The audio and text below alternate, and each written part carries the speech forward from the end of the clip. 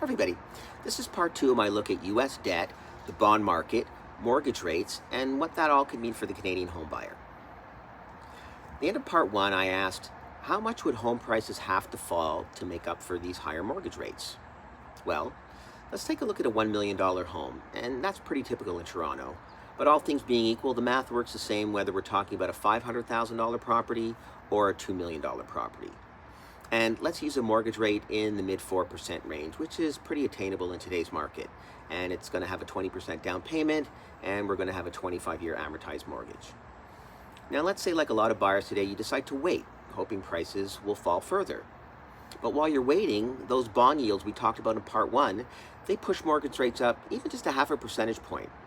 So how much would that $1 million house have to fall just to keep your monthly mortgage payment about the same? The answer? Almost 5%, or about $50,000. So you waited, you got the house for roughly $950,000 instead of $1 million, and your monthly mortgage payment virtually unchanged. Now, I'm not saying the $950,000 house isn't a better deal. It might be. You're buying it for less and you're borrowing less money. But that's not really my point. My point is that buyers spend an enormous amount of time asking, are prices going to fall further? Well, maybe that's the wrong question, because if you're waiting, you're really bidding on two things you don't know about.